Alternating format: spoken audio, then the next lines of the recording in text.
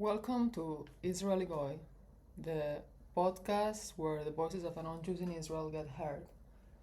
My name is Adriana. I'm a Spaniard Goy with a very long, uncommon, and interesting journey in the land of Israel. The episode I talk about today was deported from Ben Gurion Airport. After years of visiting, and even while in the middle of a paternity case for my child, the authorities decided to send me away. This decision, it wasn't proven yet, which it was not my fault at all, because as I said before, we had an appointment to prove it, to take DNA samples with that on Rambam Hospital on September 2024, years ago, so fast that I almost say 23, 20, I don't know which year it was, 24, and he didn't show up, so that was not on my side of, we didn't prove paternity, not because we didn't appear into the hospital, but because the dad didn't, uh, you know, didn't comply with the his obligation of showing up. And then I had to push it through again on November, passing the huge airport control of 4 hours in order to reopen the case and keep fighting for this truth. So we go in January and it's still not proven, but I still have this hope that we have a court order, so we can get a court order in Israel and we can finally prove the paternity and establish paternity this time.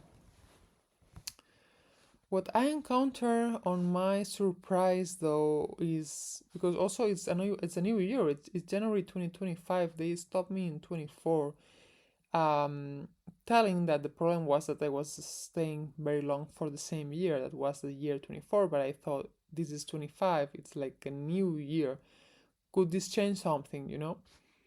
So we arrived and landed in 2025 new year.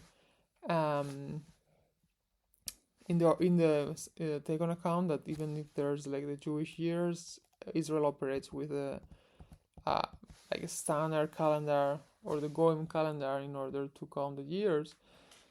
So we arrive in the new year, and it's a surprise. Like, I cannot expect that we are gonna be stopped again in the border. And once I see they are stopping us again, of course I don't feel very settled. I feel like something's going wrong here. Of course, something's not working, and I might see it coming, I might see it coming that this time we don't get in because it's so many times they are stopping us, Like, instead of feeling things are getting easier for me or my kid because they have a kid that is from there, that we're getting the process forwarded and we're getting documents and visas, we are not having anything yet, and the authorities that are in control of the decision of letting us in or not, or for how long, that is the Ministry of Interior in the borders of Ben Gurion, are getting more and more aggressive and more suspicious, and the controls are getting more heavy, more intense, more long. I'm starting to not like and not enjoy this part of the process anymore. So once they stop us again, I feel like, this might be the end. It's not in my hands. I cannot do anything. I mean, I tried everything I could just to fight this truth and just to keep my vision alive. But if things have to turn out this way, I mean, it's completely the opposite of what I envisioned. But as I said before, I cannot control how the authorities are going to react towards my way of approaching my vision. And in that time, it was really clear. They stopped us, and then I happened to encounter the same people that made the interview the last time that we went, like that we have been stopped, like in Ben Gurion in November. So they were the same people. I didn't feel very. I felt a bad vibe with those concrete individuals that work in the Ben Gurion Airport in the authorities. So you can feel when things are not settled, when things are not working, and they tell me you cannot enter, and I was kind of shocked. Of course, like, it's the first time that ever happens to me in 6 years going to Israel so many times. Like, it's not like it happens the first time, that I land there, or the second time. I entered Israel more than 10 times in 6 years and 3 months each time I go there almost. So it was really shocking because, like, it always felt that going like this as a tourist was a safe way to at least have the chance to stay there for a while and keep building my vision and my dream. But seeing that not even the tourist option was available for me anymore when I had a child from there, national children, like an Israeli from birth, make it so, you know, so weird, so the opposite of what I could expect. Like, I always expected that things are gonna get easier for me, if anything, than worse, because I have a kid from there, not because, like, not that they will take it the other way around. Like, it's gonna get worse for me because, I don't know, they're gonna suspicious that I wanna live there because I have the kid, but I don't have a visa, so I wanna stay illegal or whatever. I mean, they have the track, of my journey going to Israel that I always leave before the visa ends, so I've never overstayed, or there's no proof that I am gonna stay here without legal premises supporting my stay. And of course, there's no even proof that I work illegally or something, because I've never did. Thanks God, I could support myself without the need of working inside of Israel. So, that's God gave me a dream and a mission that felt very impossible, but at least, I don't know, like, it was some sort of miracle that I could make it there without the way of working inside. But I had the means, even if they can get as suspicious as they want about me, but they don't have a single proof that I did anything wrong while I'm in Israel. It's because I haven't done, they don't have anything to prove. They don't have anything to, to attach towards its statements, because they say to me, you cannot enter, and they deliver to me a paper, which of course I broken and flash into the trash. I mean, I don't take it seriously, honestly, because it's just like a joke for me. I mean, I don't care about this paper. They only say that I am. They don't let me enter Israel because reasons of suspicious that I'm gonna stay illegally, or that I'm a threat to security, something like this, which is like, if anything, I think those are claims that the world has made against Israel. It's like, if they were putting a mirror towards what it's their own insecurities of what they are called, and let's say what they are accused of from the world, from the going world, and they, reflect those insecurities of what they are carrying within themselves towards me in my particular and individual case. And I'm settled. I don't have any self-doubt. I don't need, like, what they read in that paper. I very fastly know it's not me. It's like, they are not talking about me, if anything. I mean, above the paper it says State of Israel, and then they say these things, so they might be talking about themselves, even if my name appears somewhere in the paper. So just to I'm saying this just that you understand that I don't take this as a serious thing, in the terms of, I know they are wrong. It's not even their perception. They're just using this paper to not let me enter, because they don't want to deal with my case anymore, and also because they think I'm trying to push the authorities, maybe because I go there so often, and I'm not Israeli, or I'm not a Jewish that can do law overturn or immigration in Israel. So they don't know how to deal with a situation like mine, because there's no visa for me, there's no way for me to stay, and they don't want to give me so many visas anymore. And I keep showing up in the airport, and I feel like they don't understand me, and they just interpret these actions as if I was trying to push the authorities, or trying to show them that I am above, which I see myself above those authorities in my vision. It's like I'm becoming a leader, politician in Israel. I don't have to, like, I'm gonna change the laws, and then these authorities will have to abide to the laws that I'm creating, which, that's why I'm seeing myself above, but I'm not acting as if I am above, because if anything, I'm acting as what I'm still materializing, like in the real world, not in my vision, what's going on now in the and up until now happening, that I'm not a Jew and there's no way in Israel, and then I have to undergo for to what they decide for me as a tourist, that they let me in, they not, how long they let me. So it's like I'm behaving, somehow, to tell it somehow, according to what they are deciding. It's not that I am above trying to tell them what they should do or allow me at all. It's never been like this. I never try to impose anything to them, but they took it like this, I feel, and claiming that I have a kid from there and that I have a claim in courts for paternity proof that there's a kid, my kid is Israeli because that is from there, should mean something. But they took this also as a treat again, like I'm trying to somehow use this claim for myself to go there more or wherever. I don't know. They just don't like my case or how I'm handling things, and they just don't want to deal with it more. And for them, the easiest and quickest fast track solution is to deport me from the airport, which it doesn't only have an effect of not letting me enter that time. It has an effect over time for the state of Israel in terms of the borders, of me having the availability of entering there back. Like I fly to Israel and I cannot enter, which is already enough tough, the situation, because I have to fly back to my country in the same day with my kid traveling. And they let us sleep in a room that is public, that is not even a private room, with no bed for adults. There's only a bed for the kid, for the baby, which is where I have to sleep, but it's like a baby cot. It's not even a bed, it's like super small. I'm a tall woman. I mean, this is so undignifying to have to spend a night like this.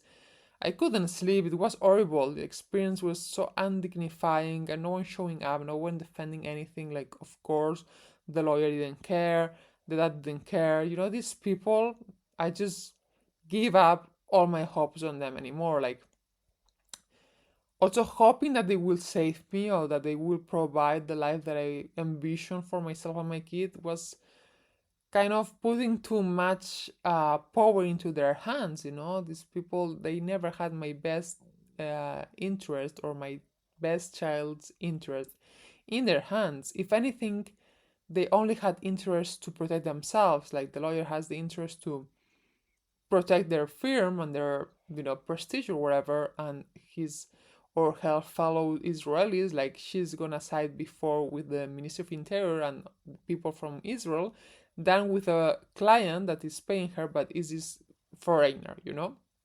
And that is, of course, trying to avoid the situation because he doesn't want responsibilities. He doesn't want to deal with the fact that he has a kid, that is from a mom from outside, and I have this issue because I'm not Jew and I don't have a way to stay or visa. He doesn't want to be responsible for that. He doesn't want to provide for the kid. It's like a burden for him instead of being. We are not a burden, of course, but I mean, for a person like him, that is, I don't know if we can consider human, when a dad knows that he has a kid since pregnancy with a woman and he never shows up for the woman or for the kid, he of course it's biologically the dad, but it's not a real dad. The dad shows up for his kid and for supporting the mom. That's a real dad. That's a real man that develops the role of what a dad is supposed to do. To make the woman and the kid feel safe and protected and supported. He never done that. First of all, so we don't know in which category we can put him in which kind of people category. There's a lot of men like him, unfortunately, in the world. That's why we really should be very, very careful with who we meet. My connection with him, it was very idealized the first trip in Safat, and I just let go and I let things flow. And it happens a lot when you are younger and you don't think about the possibility that you can have a kid with someone like in these circumstances. Like you feel connection and you enjoy the moment. You don't go beyond these things. Sadly, you don't have a radar for this person would for becoming the dad of my kid, because at that time you're not even thinking about having kids. You are not even thinking that it's gonna happen to you, you know?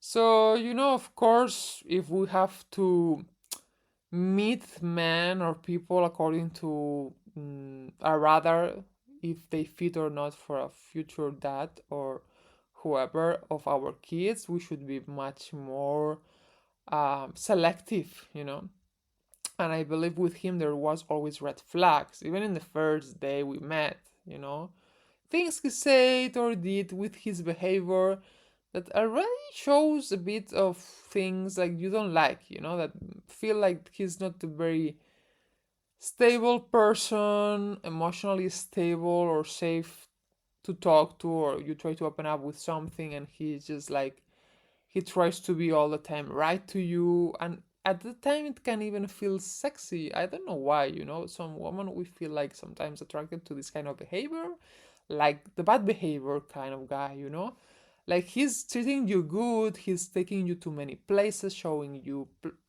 everything about his town, and he's inviting to dinners and lunch and presenting, introducing you people, and it those things, it feels okay. You feel that you are treated with enough respect. It's not that you just met the first time and he's just dismissing you and this. No, it's the first interest of the first meeting, of the excitement of the newness, that you met someone new, and then he's getting the attention to you enough to feel like it's nice. It's not that you feel like he is rude in the beginning, but it's things, the details, like maybe you want to express opinion of politics or things like this, and he's always like trying to be right, or he doesn't let you express your opinions feeling safe, like he's gonna react like violent, in a violent way, verbally, in the terms of very radically saying no to you, like, I don't know, I will say this will happen again because it already happened, and he will tell me, no, because it's not already happened, it means it never happened again. Like it's like radically cutting off what I'm trying to say, not letting me express freely, or not holding up space for me to express. I'm feeling that he's listening, he's there for me. Is a pause man. Is calm. He's regulated. I think he always was very dysregulated, with the nervous system. He was like stressed and smoking and drinking wine, and he was not good, but it felt nice the first time. So I'm just saying these things because it's very different to meet a person when you're single with no kids and you don't think about family and you feel like this is nice and with the flow, blah blah blah, than when this person had to become an attached person to your life and family forever because it's the dad of your kid. And I could, of course, dismiss that fact and say, okay, I don't take the test. Like, I'm not gonna prove that there's a dad in the picture, which also I thought about it, why should I link my kid with this person if I don't like him? But then you think about the kid, no, it's like, is this complicated balance here of interest in terms of maybe I don't like him, but it's not about me liking him. It's about his kid. Like I'm defending this for his kid, not for myself. You know what I mean? So yes, of course, it happened to happen, that I became pregnant with a man that is this from the country of my dreams. Of course, this is what I envision my kid growing up there, and have this spark of light that I can make it happen for myself too, because I love the place. Like I feel it's a puzzle that is, all the pieces are falling together, like I love this place for so many times and for so many years coming, and I'm dying for becoming part of this nation. I love it. I want to contribute. I want to be part of the political spectrum. I want to make changes. I want to lead. I want to, have a network here and feel this is my home.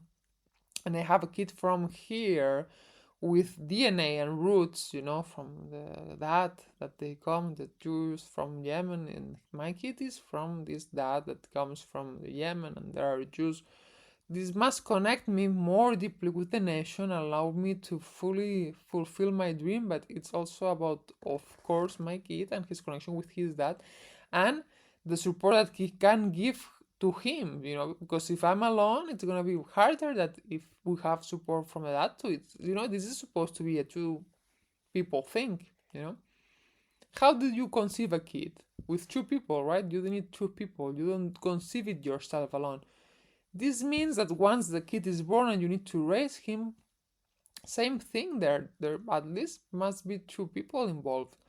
And if the man is not involved by his, own will, or he trying to escape the responsibility, or he's not there physically, at least there should be some kind of financial or something support arriving to you that can at least help somehow to raise the kid if he's not there physically.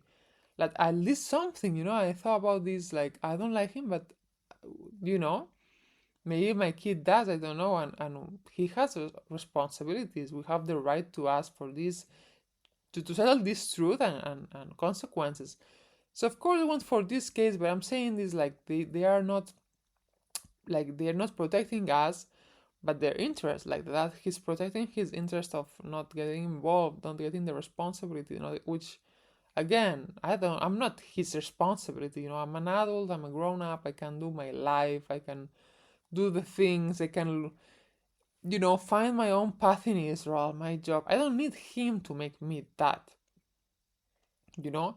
But somehow I had this hope that at least he could open the door for a residency or visa that I can stay, so I can look for my own financial income and career there. I can look for those things, but I need the basement, no? The thing, okay, I have the kid from here, document the kid, document the things, give me documentation, right to stay, not like I'm doing now in Ben Gurion as a tourist, but really full right to stay permanently. Not, I'm not saying forever, but for longer, like a year, 2 years at least, with more time in the nation, so I can find my flat, settle with my kid, and find my job here, find my career, find my way in Israel, which I don't need that man to do that for me. I don't go there that he has to provide me the house and pay for my bills. No, I just want him to provide what he has to by law to his kid, because that's his responsibility as the dad of his kid. And even in Israel, there's a law that says he has the responsibility to support fully the kid until he's 6. It means not myself, but the kid, like everything that is a need for the kid, all the clothes, or like medical stuff, pharmacy, educational if you go to daycare, or you need support for nannies, or daycare in general, toys, whatever, food, shelter. But everything that is specifically for the kid, he has to cover all of it until 6 years. you know so I want this. I want that he provides what he should by law to his kid, because is his kid. I don't want him to provide me. I don't want him to give me a house there with him, or to work and give work and I stay home and he sustains me or supports me there and the kid. No, I never needed this part of him from him. I don't know if he had interpreted this somehow, because sometimes in Israel they have this old-minded mentality. Some men, he's a bit old, so they might think there's a woman along with a kid that she's gonna be like not working because she's a mom, no, and she arrives to Israel and she doesn't know. I don't know, because they also think sometimes that the foreigners are a bit stupid in Israel, so it's like she doesn't manage enough Hebrew, whatever. She's unable, whatever he can think about me. I mean, I'm not stupid. He knows that. We debated about politics and I know everything about Israel, but even though it's a kind of man that I think it's also ego macho, like they feel like men, like we are here, we are the men. And the woman is still for them like, a bit like unable to make the income or unable of those things. And with a kid and baby, it's when I was going to Israel the first year, he was like few months, 1 year. He was very young. It's not the kid that's grown up yet.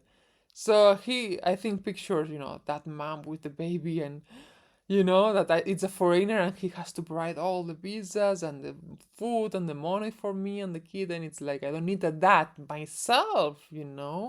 I need a dad for my kid that can provide for my kid, that can maybe even take care of him for 1 or 2 weekends a month. That's also a way that I can have more time for myself, that I also really miss, because since I become a mom, I can't have a full weekend for myself. I only have the nannies. I don't live at home. So I just expected these little things from him that I don't think it's so much to ask for. Like, just settle the truth, like cooperate, provide what you have to provide, which I also don't think it's his full income. It's gonna be just a part of it, but it's your kid. Yeah, like, I mean, I won't care, if I have a kid and I'm making enough money, and a part of that money I'm making, it's going to provide my own kid. For a real dad, this has to be a pleasure. You want to give your kid naturally because it's out of your love as a dad. You don't even need to be forced by court to just, to just send some money to him. I mean, come on. It's just basics of human decency. And that's it. And if you want to know him, get to know him, you can see him. I mean, I'm not gonna enable him to see. Like, I want them to meet because I think it's for my kid and his highest good at the end of the day. Even if I can or not like him, like, even if I feel he has failed me, or he hasn't shown up the way I expected, but this doesn't have to affect my kid the way it did affect me. At the end of the day, I just want that this thing is for my kid and him. It's not about me. I don't want a relationship with him. I don't want to be involved in his life, or I don't want him involved in mine. I just, expect just the basics. Just the basics. And for him to, help with a way to stay there for me. The kid can, of course, if I was Israeli, he's Israeli, but for me, because the kid is Israeli and he is Israeli, I don't think it's so complicated to wanna help there and cooperate a bit. And then I have my freedom, I do my life, he has his life, and he provides for the kid what he has to. He can see him few times a month, and I have some more time for myself, and they are dad and kid and son, so it's a relationship they can bond with, and that's it. I mean, for me, it was not so much, right? It was, I never asked for more than that. Actually, I never called him telling him, I don't know, like, I want you to marry me, or I want you to take care of me and my kid, and be responsible for myself. I never asked for me. I asked for the kid, and because it was my dream, I want to raise my kid there, and I want to be there too. So just open a door or help that. But again, I don't know, his mind doesn't operate in a logical way. I don't know, he doesn't see it the way I see it. He doesn't have the interest of protecting us or helping or supporting us. We were deported. He knew it. He didn't stop the authorities or try to. And the lawyer, I mean, she's not a friend, or she's not involved in the way he is. She's not the family part of the case, but she also had my case for a very long time, and also was very humanless, like without human soul there. Like, she she called me because I tell her to call me. I don't know why.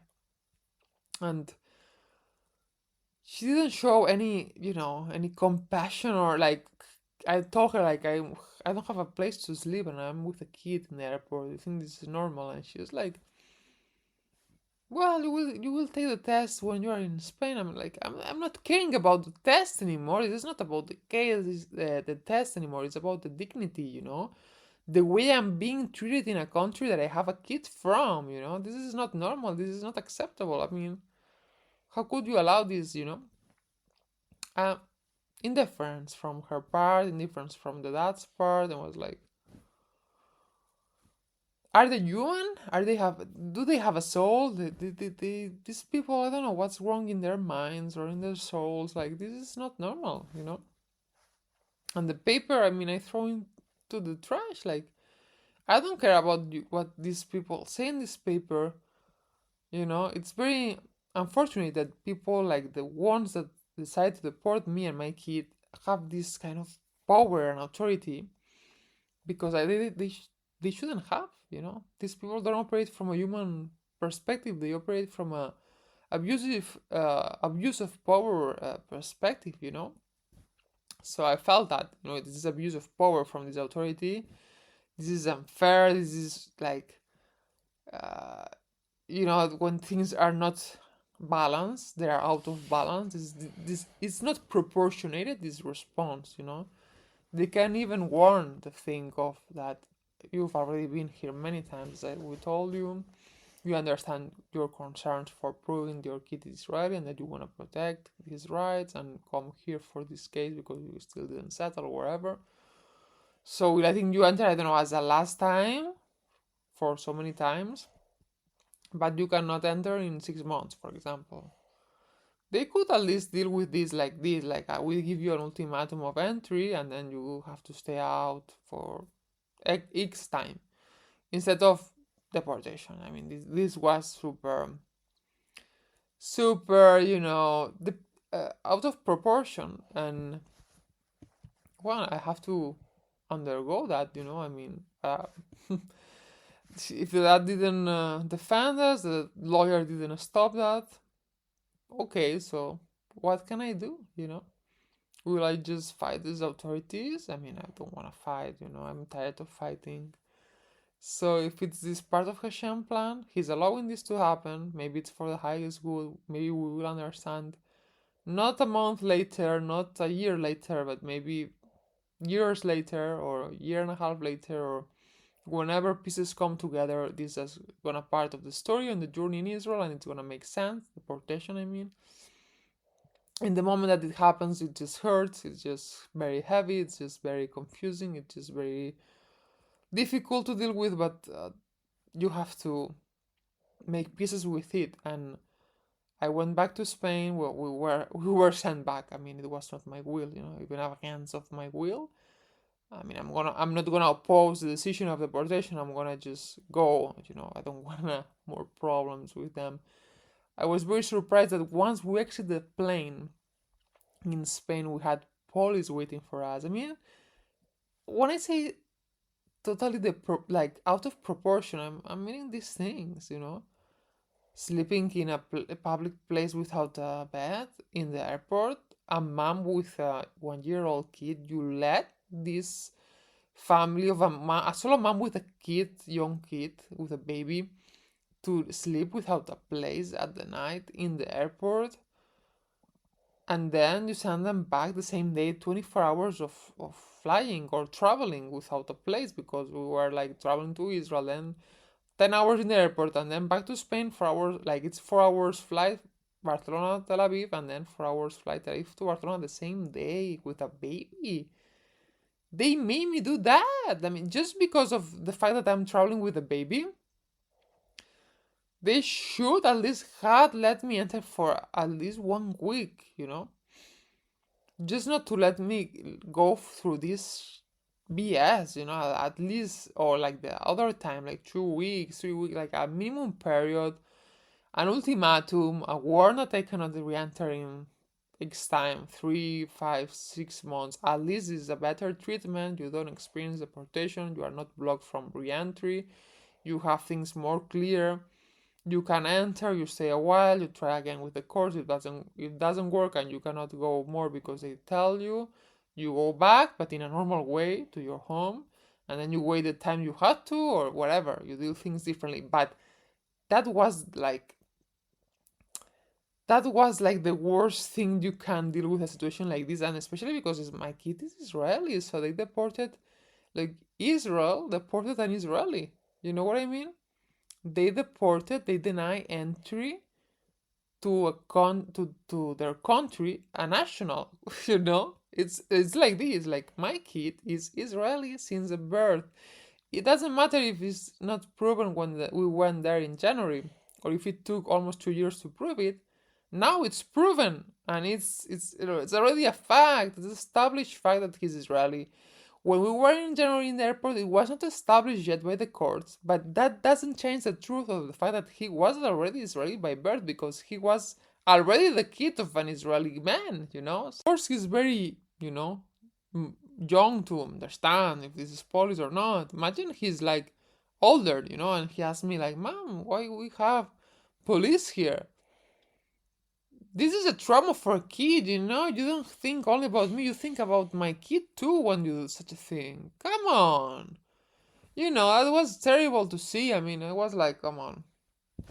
I can't take more BS from these people anymore. Like, I took a lot. It's enough, I took from I took from the lawyer, from the lady in Rambam, when they don't, that this doesn't show up and no one does anything there.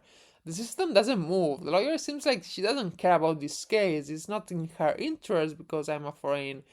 I had enough of things like this in this country. Controls in the airport, but that was not a control. That was disproportionate decision without no reasoning or proof that I'm doing anything wrong in the country, to come there. So, yeah, they say I accept it. I mean, I just landed and I was okay in the terms of I'm not a weak person. I'm very strong, but I have to develop this character through life because of many, circumstances. And I don't know, I just arrived to Barcelona, I called a friend, I rested because I couldn't sleep in the night. But somehow when I woke up from the nap, I went with my kid for a walk and took my coffee, and I just felt like I'm okay. Like, I will be okay. I didn't feel hurt. I didn't feel like it's the end of my world or anything. It was very confusing also, because I don't know, like, this is my biggest dream and this happened. So now what is this, Can this keep being my biggest dream? Was this deportation the end of my dream? Like, it said, like, this is not possible for you, never again, not come back, you are not welcome, you don't belong, go? Like, is this the final, final decision? This is like a death sentence in the terms of my dream. It's putting a sentence of death to the dream. Like, this is a dream that you should send to the grave. It's over forever. Is this just I don't know, some sort of turn, back up? Like, it's some sort of turn around that life does with your journey and dream ambition, but it's gonna have its way to readjust in the future. Is this all, or is more coming for you? But is this the maybe the end of the dream as you see it and live it up until the day of deportation, and this dream is gonna reshape in the future, or you're gonna fulfill it and experience a different Israel as a person with documents for the kid and yourself and everything settled with you there? I don't know what to think about it, right? There's so much confusion and uncertainty about what's going on. It's in just 24 hours, everything changed. I had to exit all the WhatsApp groups in Israel that I was having for so many years, and I just get out of everything, fitness classes. I was speaking with people that work in a team of politicians in Israel in the Knesset, because I almost got hired by a politician there, which is also a crazy story. I had to delete all of that thing because I was still expecting that things are gonna happen for me and the dream is gonna fulfill, and then they deport me. So I cannot go back there anymore. It seems like no one had done anything to save the situation, and what should I do? I keep connected to a reality that I cannot experience firsthand. To live my day-to-day in pain all the time, in suffering, because I cannot connect with the reality that I'm seeing through social media or through my WhatsApp groups, all in Hebrew. I exited politics groups. I was inside of many things, I was in a group to access the Knesset one day, and you go to the debates there, which I don't know how I was going to enter that because I didn't have the Exiled. But I contact them and they contact me, and I was, so involved. And then I was like, sorry, they deported me. I leave. Like, I understand the message here, and it might not be the direct fault of the people I knew. They're my friends, my contacts, and all these groups. But it's a consequence. I mean, I need to love myself enough to, at least if it's not me who says I'm leaving the country by my own will and they enforce me to at least live by my own will everything that I was staying tied to as an expectancy in the future that it's going to happen for me. So I exit everything. I even changed my phone number from Israel, which I always had an Israeli number for many years, and then I changed it to an Spanish. Extreme changes, so confusing. I also beat myself up in the terms of I messed up. I felt for a moment. I remember this thought I had. I was even talking with politicians there. I thought like, I'm doing things right. Things are working for me, and then they deported me, so I messed up by going there so much. Like I did something wrong, which is not true, but I felt like this for a moment that I might be the one messing things up. And then at the end of the day, I had to accept the situation, and somehow I felt like I relieved something, like I let go of a weight because I was always very stressed and tense that I have to live this life of going back to Israel all the time and not settling anywhere and then waiting for Israel and coming back and taking again another flight to Tel Aviv and another fight in the airport and another fight in the courts. I always fighting there for things and getting things, and I was a bit tired of that too. So yeah, I needed a break, I guess. Things were not working or falling into place the way I expected to, or it wasn't the time yet. I don't know. I just had to release, and that's the main lesson I guess I get from this. And once back in Spain, anyway, the lawyer contacted me 3 weeks after deportation, so they waited, the time that they knew I was going to be upset and sad, and then I was going to be fine and recovered, to contact me, and then they asked me to take the test. Like they asked for the payment in order to show in in the hospital and take the test. Well, in our case, in the embassy in Madrid, and that in the hospital, so we can finally take the samples from the kid and from him and settle the truth, because it was in his best interest or in their best interest to prove, to sort out the truth, the case. So I don't know. That happened, and I don't know what to say in the beginning. Like, should I do this test? I had my doubts. Like after what I went through, should I still connect myself with my kid with that? A friend told me to see it objectively in terms of not putting my own feelings and situation with him, with my kid, like separate myself from the kid in sense of this is for the kid, that you're connecting that with the kid and the rights and the money, and if it's in his best interest, not in your feelings right now that you don't want to talk with him or know anything about Israel. So I tried to do that. I was anyways pushing a bit the lawyer with the terms of the deportation, like I'm concerned that I don't have a right to go there, and I want to know if I am protected there, if I have a kid from there, I'm gonna be allowed to go. A bit like this, hesitant, and then they kind of promised me, which I don't believe on a lot, these promises, but yes, like if you have a kid from there, you will be, you will have the right to go back wherever. And then I said, well, I fight so hard, arrive until where I arrive. I experience a sad situation, but I don't know, I still have the koach, no? I still have this power to keep going. I don't know where I take it from, but so I said, yes, okay, let's continue, let's keep going. And and we show up in the embassy in Madrid.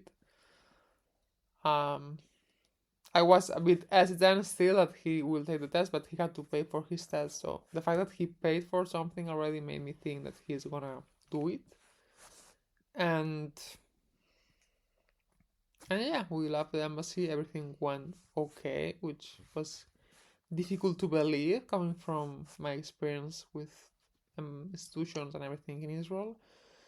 And I asked the courier, because we need a courier to send the samples to Israel, and I asked him how much is, like, how long it's gonna take, and he was like, it's very fast, just 2-3 days. And I told him, like, well, it's not very fast, 2-3 days sending the sample, but to get this sample it took me 2 years. And he was like, 2 years? And I was like, 2 years of case, like, for me it was not a too fast thing. It was this has been a hell of a case, So starting to see the light at the end of the tunnel is like a big thing for me, It's not that it happened overnight. I was like, okay. So we waited for the results, long time also. Dad took his test, I was notified about this, and of course the results were positive. Like, I knew it since the beginning. It's not like they tell me something I don't expect or I don't know. So it was like, here everything. Also, this is like the last thing I'm gonna say about this chapter and about the legal case. I'm gonna cut it here. I'm gonna switch to a more spicy topic. I'm gonna start with politics in the new episodes. I will make a manifesto. I will talk about everything of politics that I know in Israel. I will make even an episode, I think, in Hebrew, and send it to the members of politics in Israel so they can hear it or understand that I understand their world, It's not just a foreigner coming there. But I had to first tackle the issue with the family. I think it's sensitive and very important for me. I think it's, up until now, it's been the most important thing, because a kid is the most important thing in your life. I'm a mom, and since I am a mom, my kid is the most important person in the life. And his connection with the land that I love the most, and it's my biggest dream, makes both things connected. It's like my kid. It's like, it's inseparable. It's like my dream of this nation and it's like one, it's all one thing. And this case is my journey towards settling these truths in the nation, connecting my kid with Israel, with his dad that is Israeli, and thus with the nation, and connecting myself through him to the nation as well. It's like it's like it's a combination of elements all together that make this case super vital for me in my life. It's about the both things that I love the most. Israel, it's like my nation, my love, my home, my unconditional love, my people, it's my soul, it's my nefesh. It's my neshama. And my kid is my koach, it's my chaim, it's like my life, my strength. It's everything for me. My kid and this nation are everything for me, and they are together. So this case is about what it matters the most in my life: Israel and my kid Israel. It's indivisible, and it's like a prophetic thing. I don't know, it's just so important. So I had to tackle this issue, sensitive and personal. It affects my life. It affects the way I deal with my day-to-day, with my kid alone. Now it's difficult time for me. It's like a forced diaspora. I'm out of Israel. End of September, I still couldn't re-enter. It's almost a year. I knew deportation is gonna be a harsh thing in terms of it might resettle everything. It might put all on its place, because we were traveling in Israel. Nothing was still settled. There was no test taken yet of genetics. Still that not proven. We still don't have access to any document. We still don't have anything. And now we have the test. Like, it might rearrange all the things that had to get rearranged, but it's taking a long time. It's testing my patience at its highest levels and possibilities. Um, it's it's I don't know. It's a challenging time, very challenging, because I'm a solo mom now. There's the dad in the picture, but there's still not effects, not the he's in the picture. So I'm dealing with the reality. In reality, I'm dealing with my kid day to day alone and out of Israel. So it's like not what I envisioned yet. It's very hard in this period of my life. But I keep hanging in there, It's like I had this vision, I had a dream, that when the war is over with Israel, with the ongoing still war with Hamas that started almost 2 years ago, and I thought it's gonna be over fast because all wars in Israel had been kind of short, and this happens to be the longest in Israel, in the story of Israel. So I'm still hanging there, that I dreamed that once the war was over and there was victory, my dream was happening. So it's like the war is still happening, so it means my dream is not gonna happen. So, but it's just so frustrating to see that I had this dream and I thought it's gonna happen tomorrow, and it feels like it's an eternity. This war feels like it's eternal. It's never ending. It's like I went to Israel 5 times that were so intense with my kid, and then I'm like almost a year with diaspora and forced exile. I cannot go back there, and it feels like I'm not going to Israel for 20 years. Like this period, it feels like also being challenging financially as a mom, alone again, without my lovely country or nation.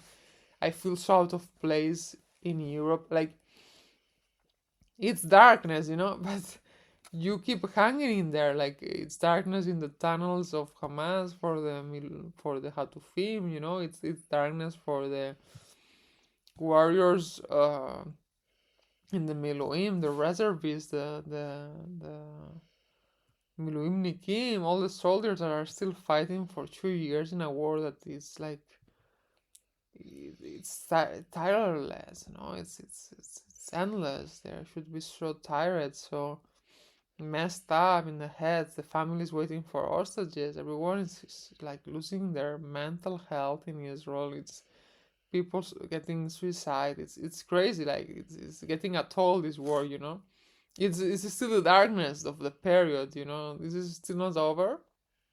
But I don't have connection with Israel to feel like I'm in the family that is in this darkness. I'm just, even if you can tell me in the diaspora you can still find Jews. Yeah, trust me, I find Jews. I happen to live in Holland this period of time, and we've got a house. We are not there anymore, but we had rented before a house that happened to be in a Jewish quarter of Amsterdam. Super Jewish, the most Jewish quarter. It's all filled with Jews, mezuzahs, kids with kippahs, synagogues. Anyway, it doesn't feel like Israel. I mean, it's not the same. Yeah, there are Jews, but also there's many non-Jews at the same time. It's not the land of Israel. It doesn't want to experience Israel fully, as I did. I was converting as a Jew in Israel, in the Midrash in Jerusalem, feeling the reality of the land with the Jews together in the land. And every Jew that has been in Israel knows, like, outside of Israel is not the same. And they are Jews, so they already have a Jewish family and community, and sure, feel that I'm not born a Jew. I'm coming back to Europe. I don't find my Jewish family here. I don't have any Jewish family. And you can tell me, you can find the community. Yes, I try that. I don't fit in the communities because communities, it's together with religion. And I love Jewishness and Judaism, but I don't feel now religious, and I don't want to go through community, processes, because they have to accept you. They have to do all those things just to get community.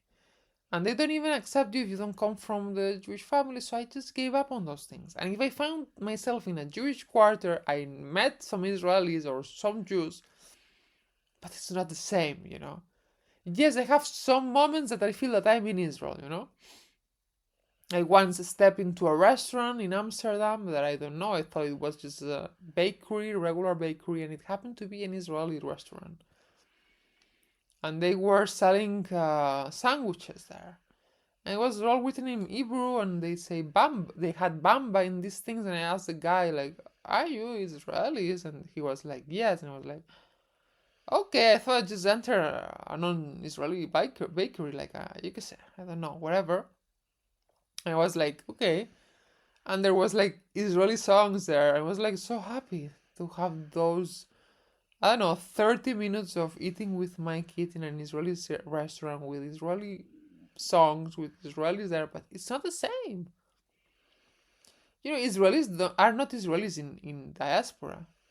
And you will ask me, what do you mean they are not Israelis? They don't behave like Israelis. Come on. They have to behave as like low um so they don't become the target, because the anti-Semitism and all the hate with the war and before the war also, but now it's more, no, anti-Israel raids and all these things. So they have to keep low profile, so they don't shout or speak in Hebrew. Or they put the songs in the loudest level. It's not like in Israel they are like themselves. They behave like they are, In Europe, in diaspora, they behave like they are not themselves. So I'm in a restaurant that is Israeli in Amsterdam, and I feel like, yes, the place is Israeli, but first of all, it's filled with blonde hair guys and girls, which I mean Dutch people, not Jews for sure. But I can tell you, they are not Jews. They just like the sandwiches. They don't even know they are getting in. Like this is Israeli. Maybe some they don't even notice when they enter the restaurant. So it's filled with goy, but with goy with no connection, not with Israeli goys, like me. It's filled with just goys dot, they don't have any connection with Israel or with the Jewishness, anything. They just eat sandwiches there. The music is Israeli, but you almost don't hear it. It's very low, The Israeli guys that work there don't shout, don't speak in Hebrew. They keep low key, low profile. So it's like, I don't know. Yeah, I don't feel home yet. I don't feel it's Israel. Even with groups of Israelis, sometimes in Europe, they are visiting places and so on. Sometimes, yes, I was in a hotel and there was a big group, and I felt like I was in Israel for a while because it was like 15 Israelis and they were more like loud and they were behaving more like themselves, but yet not fully, But other times, it's like there's Israelis in parks with my kid in Holland and wherever. And it's like, are they Israelis? Like, they talk like this, like, כן, כי אנחנו היינו בארץ אתמול ובלה blah blah. But it's like low, very low, like you don't hear them. It's like, in Israel they will be like, hey, It's like they are keeping so low profile that you almost don't hear them. And it's like, this is not the real them, So, I don't know, I feel that something is missing in diaspora, Yeah, I can feel the energy. I can see a synagogue and feel like goosebumps, synagogue. But then it's like, I don't know, you see the man that is exiting the synagogue and he's wearing a cap because he doesn't want anyone to see him with the kippah. In Israel they just leave the synagogue with the kippah. It's not the same. Anyone that has experience fully Israel knows that experience is not the same. So it's a very hard period, You don't even know if you prefer to just not see Jews or Israelis, to not remember about what Israel felt like, because when you see them in diaspora, it's like a memory of Israel, but it feels like you are grieving because this memory doesn't match what it really feels to be there. So it's a very hard period. We also, I want to finish with this already. We had the results, and the system, the legal system, the lawyers, and even the dad, like everything felt so cold and distant. Like the lawyer just told me, like, yes, it's been proven that the dad of who you claim is the dad of your kid is the actual dad of your kid, and which is like something I already know. And she didn't say anything else, and I was like, okay, like, it took me 2 years to prove this, so no party here. Are you not going to celebrate some with me or something? Like I'm with Somarak or something? Like, are you not handing me a visa to get back there and let's go party? I don't know. I just want to feel like something, there's consequences that are nice, no, about this fact. Like I pour so much of myself just to prove this, and then it's like nothing happened here. Like they don't matter or something. I was like confused. Like what is this? And she went very distant for many weeks. Like I asked her, okay, now let's register my kid. Maybe let's take him, like get him passport and documents. Let's move on. Let's ask for the money of the dad. I don't know. Let's make this thing happen. No, let's settle things. Let's rearrange the pieces of the puzzle so we can get back maybe, and my dream can happen. Or deportation was the end. I don't feel like when they deported me, I knew it was not the end. I had recorded myself in a video, and I said to myself, "This is not the end. This is not gonna end like this." I didn't invest all what I invested in Israel just to let just two people in the airport to tell me to go back home, and then I just accept it. I never come back. No, I don't think so. But also, it feels like it's weird. Like it's nothing is really happening here. Even if I show proof that my kid is Israeli, she went like silent, like, oh no, to register is the father that has to go, or you have to go. And I mean, like, oh, what do you mean? I'm a deported. How can I go?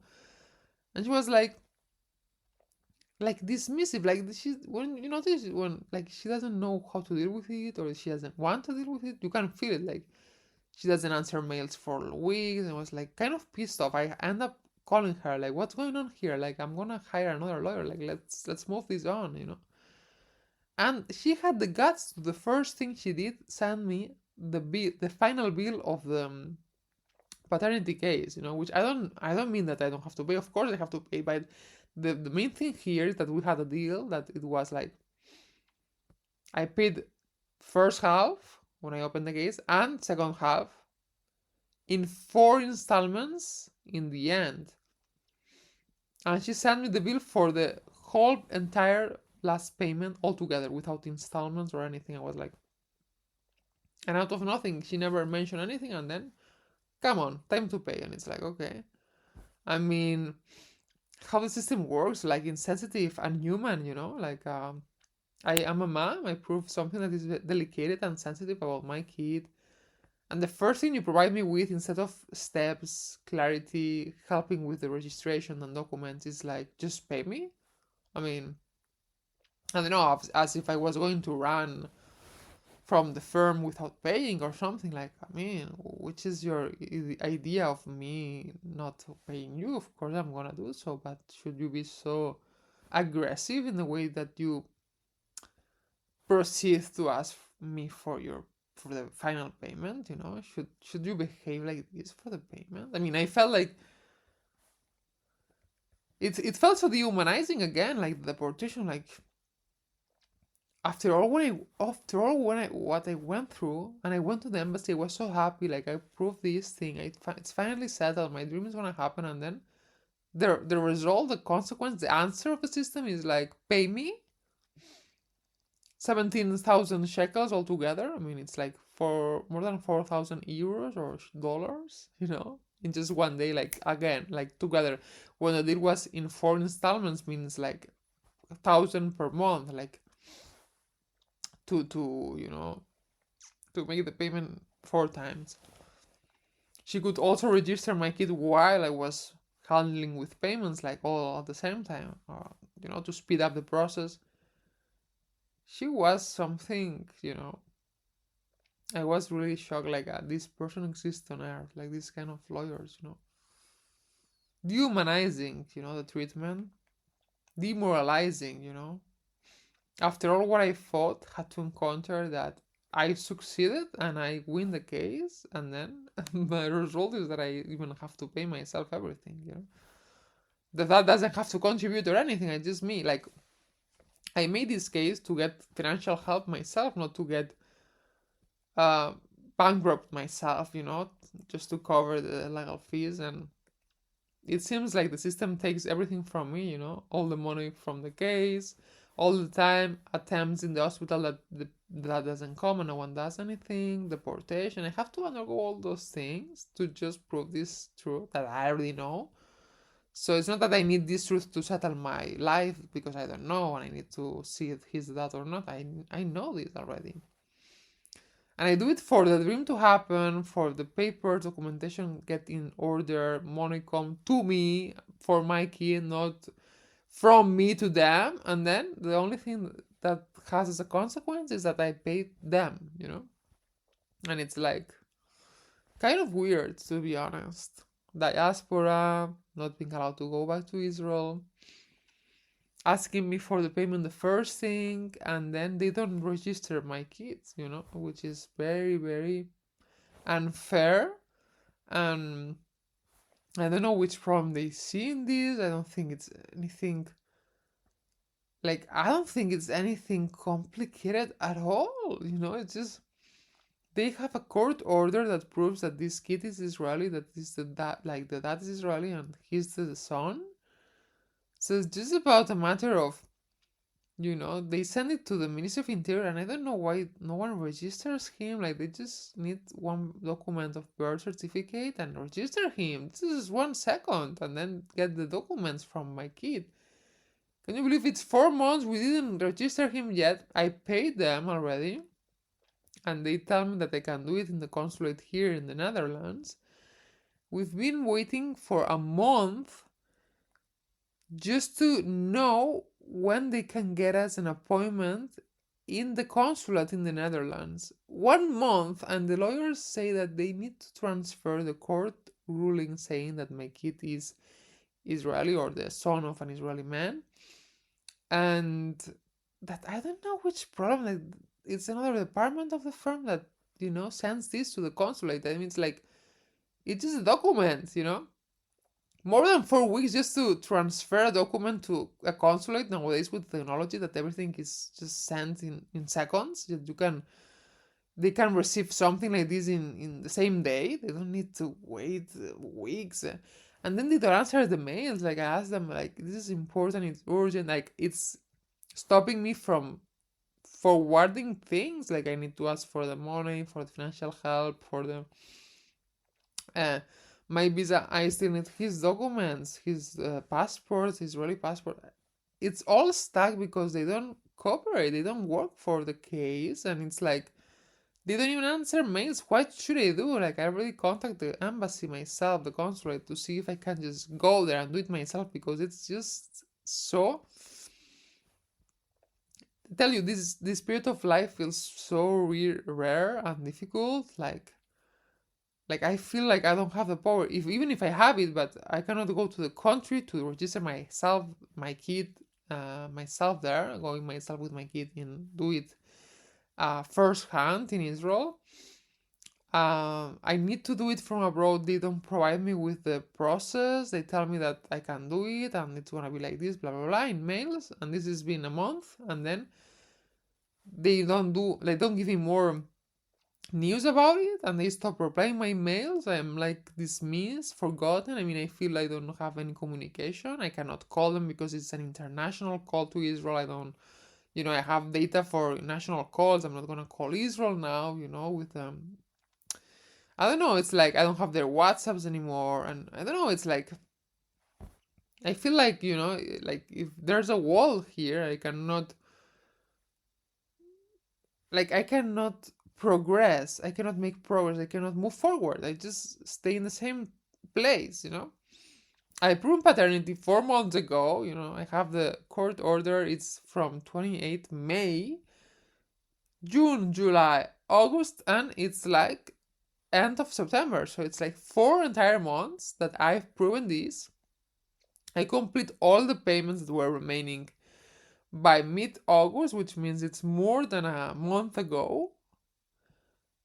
And yet, the registration, which it's never been agreed that it's gonna be after I paid, they say it in the legal case, we're gonna prove this in court. If the kid is the son of this Israeli man, then we proceed with his registration, And then there was payments in 4 installments. So in any case, we had any agreement or deal that said, once truth is proven, you will pay all that remains, and after that, there's going to be registration.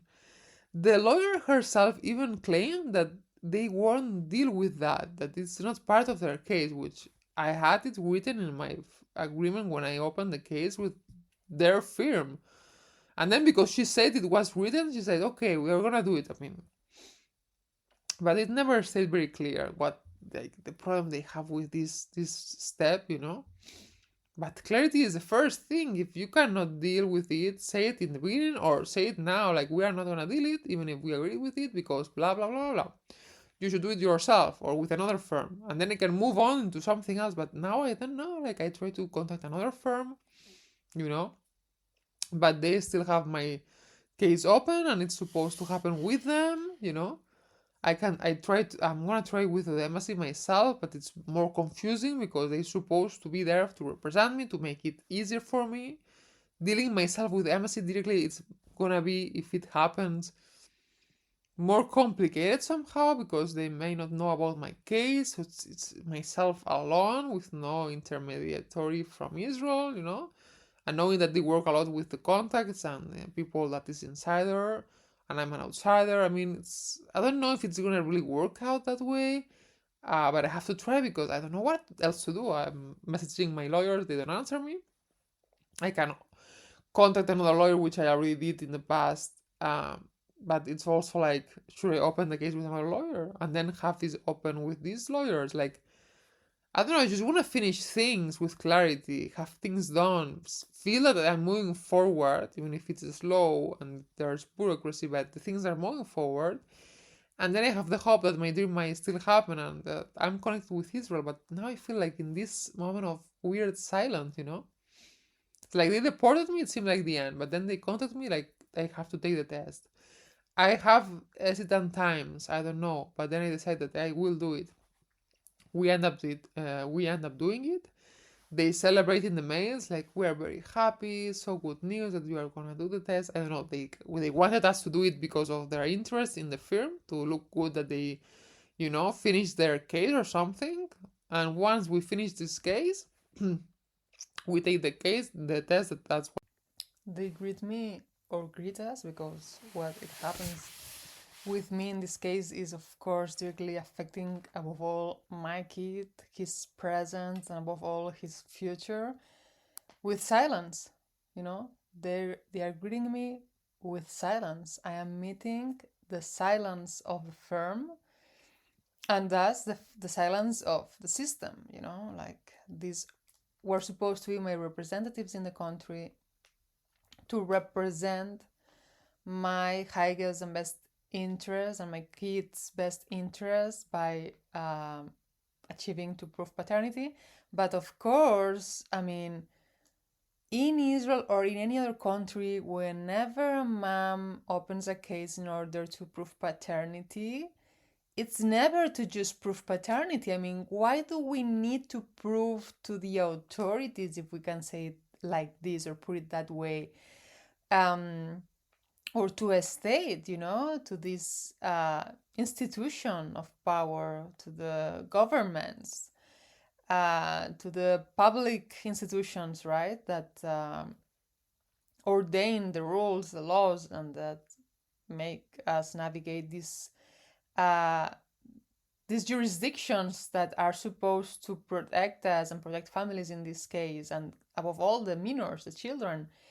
Um, why should we prove that our kids have a biological dad if by doing so, once we achieve to settle this truth publicly, in terms of officially settle this in front of the authorities, in front of courts, and thus in front of ministries and the country itself, the state itself, no consequences derivate from there. You know what I mean? Like, I'm not so dumb, and anyone is so dumb to spend 2 years fighting for this case, time wise and money wise, and beyond that, because for me it was a dream. So it's emotional wise, it's, you know, all my resources, my skills, my knowledge, the experience I had in Israel, my vision, it's all interconnected in network of things. To spend 2 entire years, even more, because I really contact the first time the lawyers when I was pregnant. It was June 2023. We are in September 25. We're road to the 2 years and a half since I first contact legal representatives in Israel to put first time into their knowledge that I was dealing with such a situation family wise. I already told them I'm pregnant of what I believe to be a man from Israel, even if they didn't claim it yet on court until I was giving birth to the kid. Once the kid was born, is when the case started moving. But it's going to the road of it's 2 years and 3 months already. So we're going to the road of 2 years and 4 months. So it's almost 2 years and a half.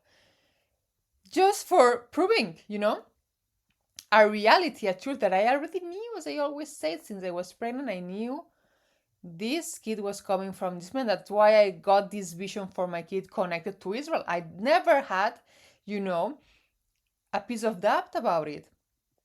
That's why the vision could unfold in my mind so clearly. Because I knew by proving that the result is going to be positive. I knew the truth since I was pregnant, 100%. Never there was a doubt.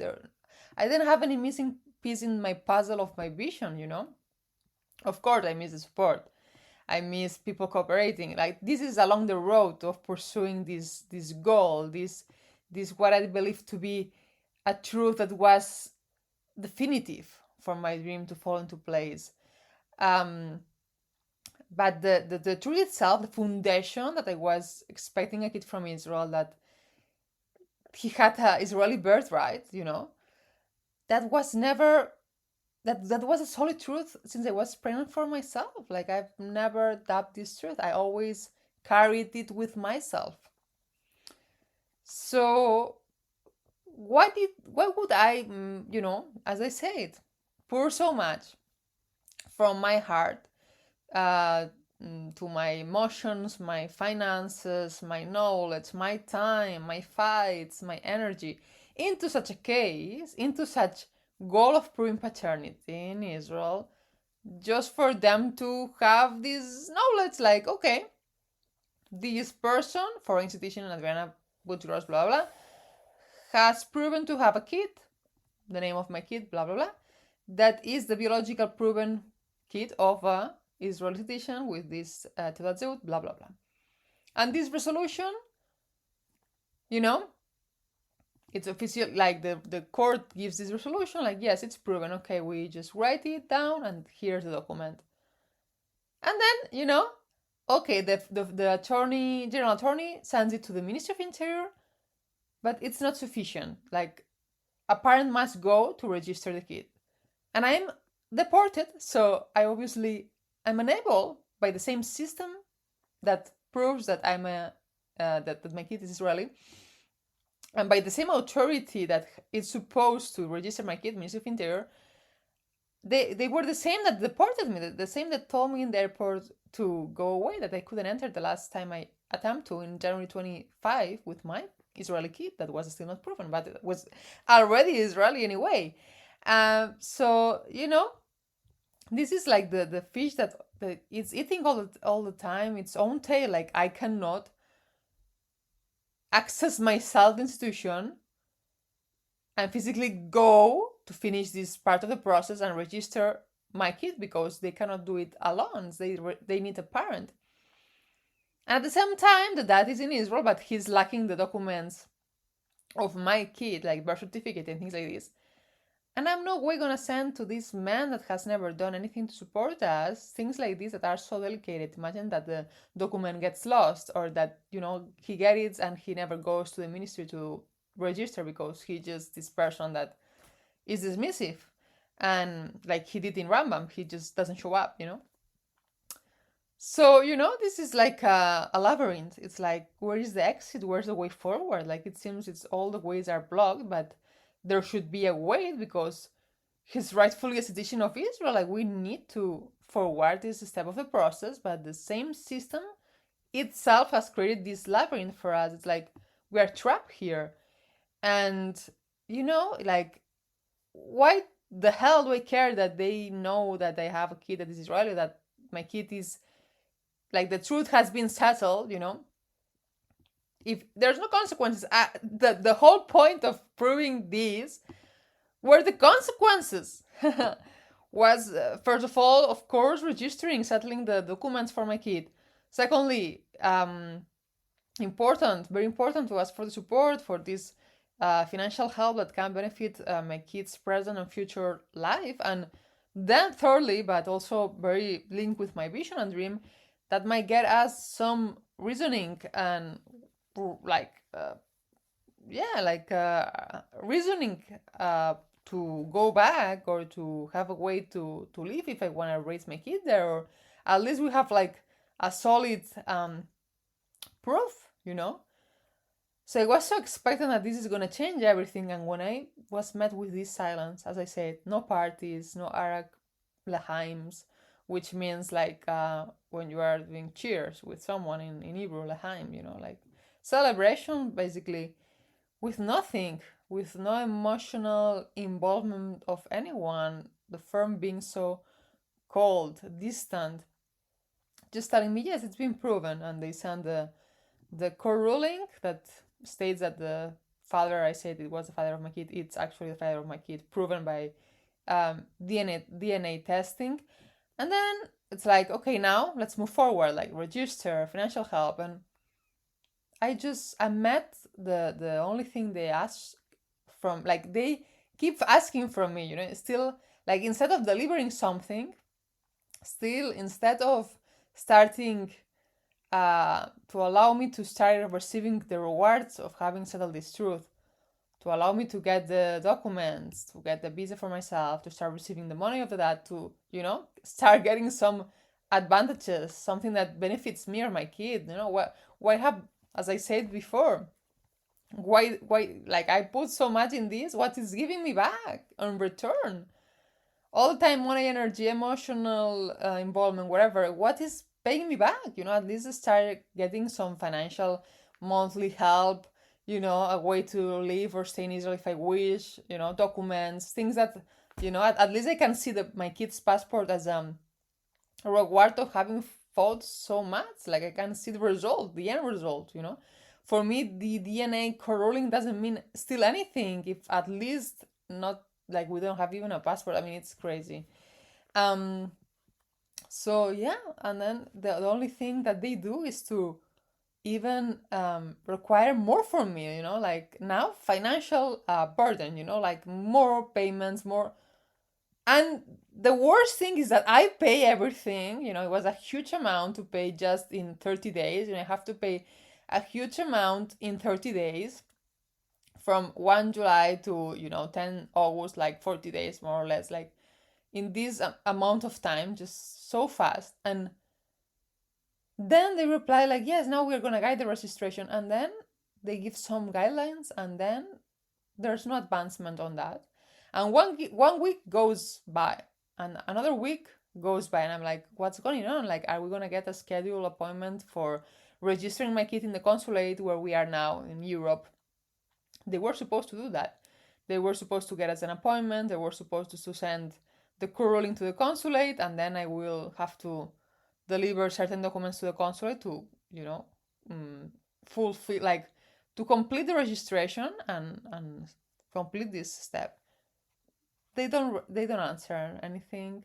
Another week. It's been a month, so it's like they don't advance the step of the case of registration, but they also don't give clarity, don't provide details, don't reply emails, which is, it's a level of disrespect and dismissive that I cannot tolerate anymore. I told them, like, I'm gonna hire another firm, and that's what I'm doing right now. So why? Because the only option I have is to either like stand, like, allow their behavior and keep waiting for them to give a resolution or a solution, which it can take me, I don't know how many more months, and it's affecting my situation, my kid's situation. It's like they are not even not helping or not giving services. They are impeding us to forward the case, which is already creating a prejudice, instead of helping or being, like, that they say we cannot do this step, and then they stop the case, and then I can do it myself or with someone else. But they create expectancy that they're gonna do it themselves, to then by facts prove that they are doing just nothing.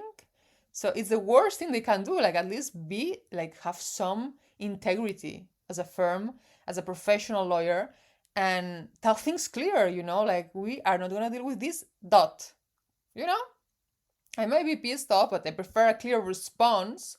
And then, okay, like, I will do it by myself, or I will have to hire someone else. And then I can move fastly towards something else than saying, okay, we normally don't do this, blah, blah, all the BS that they tell me, whatever, because I have an agreement that it says clearly we're going to register the kid in the Ministry of Interior. So they are supposed to do that. It's written. And they create expectancy that they are going to help, that they are going to go themselves in the ministry, that they are going to give me the option to do it myself in the consulate by scheduling us an appointment and sending the co-ruling to the consulate, and that things are possible, that are doable, so to say. They don't put impediments. They don't say it's not possible or they cannot help. They create expectancy that they are here to help and represent us for this step of the process. And then they don't. And they don't reply. They don't give any reasoning, like why is so delayed, why they are not working on it, why the embassy couldn't receive yet the court ruling, why they are taking too much time. Like, at least say maybe the embassy is not the path to go. We're gonna do it in Israel. Send us this document. At least, I don't know, provide some clarity. It's been 30 days. I mean, they can come up with something. They are lawyers, they're supposed to be smart and resolutive. They should have ideas of how to resolve things if they feel certain process is stuck or it's not working for a client. I'm met with silence. So, I can be a patient person. It's been 2 years with a case, almost 2 years and a half. More patient than that, imagine. But there's a point where you reach your self-respect and worth and say, this is already disrespectful. It's not a matter of bureaucracy anymore. It's not a matter of things themselves taking time per se, because this is a legal process, but it's a matter of intuitively feeling that they do not have any respect for your case anymore, because they are clearly not working, are not invested in it. Invested professionals and lawyers reply mails the same day of. They call you, they give you solutions, you can feel it and sense it, like when I had to pay them, they were calling me on daily basis 3 to 4 times, or sending me several WhatsApps. When they have interest on something, they are giving signs very clearly, right? So yes, they normally, like, when things used to take time with the DNA test or the prior part of the process, so to say, at least the lawyer was answering in 2-3 days. But here I experienced the first time where they don't answer me for 2 weeks, for example, which, it's like a boundary. This cannot be acceptable anymore. And I'm not just saying it, I mean it, right? And I'm not gonna just allow it anymore. I'm not letting them to get the power of deciding if my kid is registered or not, or he's getting the documents. Is also delaying the ability to ask for financial support. So I said, like, and I pay them, they received all the money very fast, just in 1 month. And after that, they pay back, so to say, that I pay them a lot of money. What, to prove the DNA test, and then let me like this, with no clarity, giving me the expectancy they are gonna, provide more services, and they don't do it, and they don't reply me, and they left the things without a clear closure. So, okay, your disrespect, I'm not taking it anymore. So, as I said, I'm moving forward without them. And, I paid for the services, so it's not that I have to, like, I don't have any pending payment. I'm not tied to them anymore, gladfully. So, I already have new lawyers, and I'm moving forward in a new direction, but I'm not gonna give up. That's the important part. I said, like, I'm no ways invested all of what I did just to lift the process in this point. That oh my god, the court order is there for the correction. In the, I don't know where it's gonna be thrown in some file in the system, in the justice system, where they, I don't know, save all these court orders or rulings, and it's for the, museum of files or court rulings that were useless. I'm not gonna allow this to happen. So I'm gonna give and fight for this court ruling to sort the effects that it's supposed to sort, and until we don't get the registration passport and financial support and many more things, I'm not stopping. I'm just dismissing the lawyers, like I don't want their services anymore, and I am gonna put my trust, time, and resources in new professionals. So that's all the story up until here. um let's see if it's all this messy part can also get resolved. It's all been messy. I thought the registration, these things are gonna be the easy part, and the DNA was a tough part, but the system itself proves to be, delaying, incompetent to resolve people's issues, to protect people's rights and interests, and it's a shame and it's a pity that works so bad. And all the expectations I had when I started this legal case, I lost them. I understood that I cannot expect as much as I did in the beginning, that I cannot expect personal involvement or interest from professionals that, as they proved me, I was just a number in a case, and they only care about the money they receive from me, but they never care about my situation truly, and if I needed financial support from the dad, or I was fighting all this for the consequences, not just to fight it per fighting, because I have other things to do with my life, gladfully. And that, yes, the professionals are just, they are only interested in their own, money, to make their money, to have their career, their firm, to have a reputation. They don't care about the clients and the situation and personal situation at all. They don't get involved in it, they don't care, and the system itself is slow. It leaves people unprotected, leaves people confused, without clarity, without clear guidance of how to proceed with the legal paths many times. And sometimes you can put it in the balance if it's even worth it to start a case like this, to see, like, maybe you can do things on your own, just get your own business, get your own money, and live your own life, and rescind all these people. Don't leave the control power into lawyers and courts, and but also, like, stop trusting. These laws that exist doesn't serve us for anything. They are useless, as they prove to be. They don't give results. They don't change people's lives. They don't improve people's lives. If anything, they worsen it, and or left it as they were. They don't make any impact. And it's like if we were living in some sort of matrix, some sort of illusion, that the things that are sold to us to be there to help us and protect us are just things that are there built for other people making, just, I will say, financial profit and nothing else. It's just a disgusting system that works by only people caring about the money they get, and not caring about any human aspect of the involvement of cases and people struggling there. And the laws, it seems like they are being made to decoration, pure decoration. Like, they could just be in a museum, all exposed, and which you can just go there to, watch, like, a exposition of laws printed there as art, as something decorative that we can just hang in our in the living room of our homes, because that, it seems, it is the only use they get to have. Like, it's like there someone wrote those laws, and they uploaded somewhere, or in a book of laws, wherever, and you can go there and read them, and it's just for pure decoration, pure, pastime, because once you want to abide by these laws and fight something of your life, like, backed by these laws, so to say, you find out that these laws don't have a real effect or impact. It's like they don't exist. They are just written things, but they don't have any really impact, in the physical reality.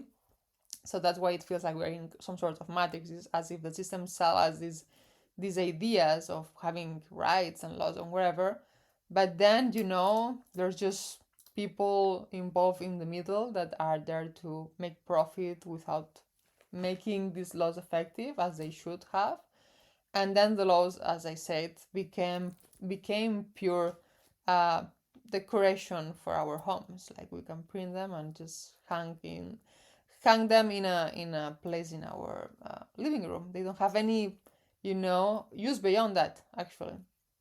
So it's like you can know your rights per theory and the laws per theory, but they are there just to entertain people's minds because they don't even exist in reality. That's my conclusion here in this case. Like yeah, at the end of the end of the end, after 3 years or whoever, who the hell knows how long else, and many thousands of dollars, and so many struggles and fights that seems useless and wasting time.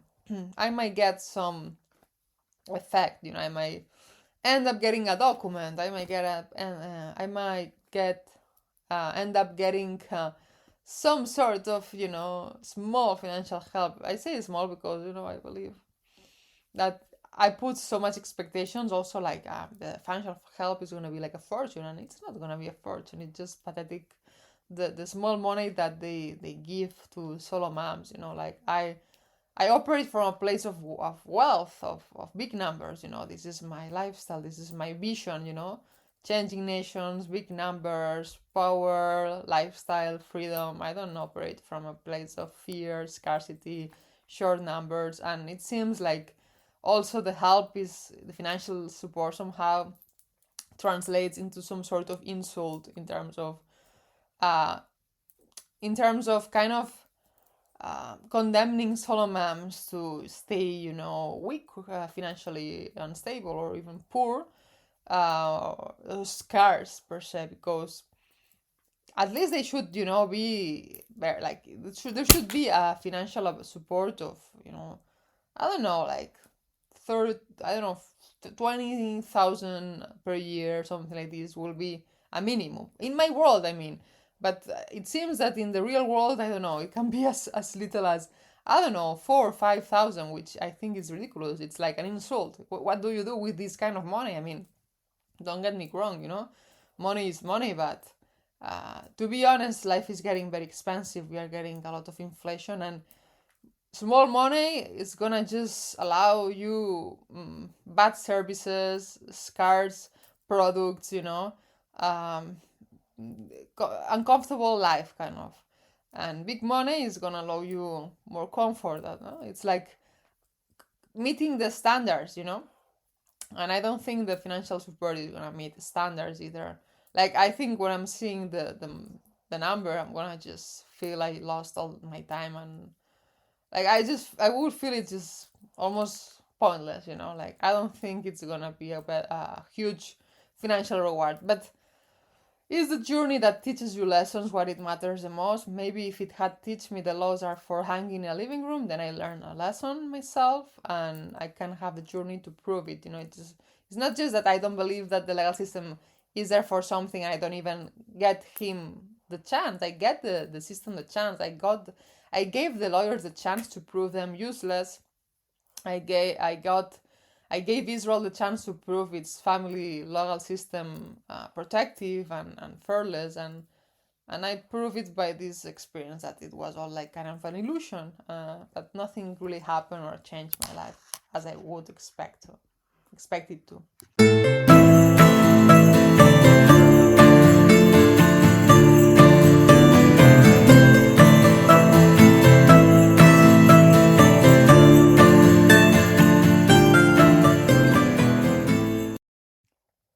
Well, I would like to close this episode by saying thanks for listening to it. I've noticed that there was a lot of new listeners and audience coming by the last days to the podcast that are from countries where most Jews in diaspora live in. So if you're a Jew in diaspora interested in this topic, welcome. I think you can also benefit from all the experiences I had in Israel, information I deliver here. And don't hesitate to share it to your family. If you have friends or family in Israel, they can also benefit from hearing the perspective of the country that is given by a foreign, as they always like to tag you as, to put it clear that you don't belong, the foreign, the goy, the other nation person. But I think that these stories that still matter, not because we are seen as foreigners or that we don't belong, means that we don't exist or we are not in the system somehow of their country, part of it. So share it, spread, move, word of mouth, and hopefully we can reach a bigger audience. And the more we grow, the more things I can share, interviews, other information about Israel, other people's perspective on this topic. So this can be just the beginning and keep growing, hopefully. I love this project. I have a lot of fun creating and keeping up to this podcast on a weekly basis. And as I said, if you like it, share it and give a review from the platform you're listening from, if either is Spotify or Apple Podcast or wherever you're listening, or a comment. It's also very helpful to keep the podcast growing. And see you in the next episode, which it's gonna be about politics, as this series of legal case is finishing for now at this point. If there's news in the future, I'm gonna keep up the story updated. See you soon and have a nice day.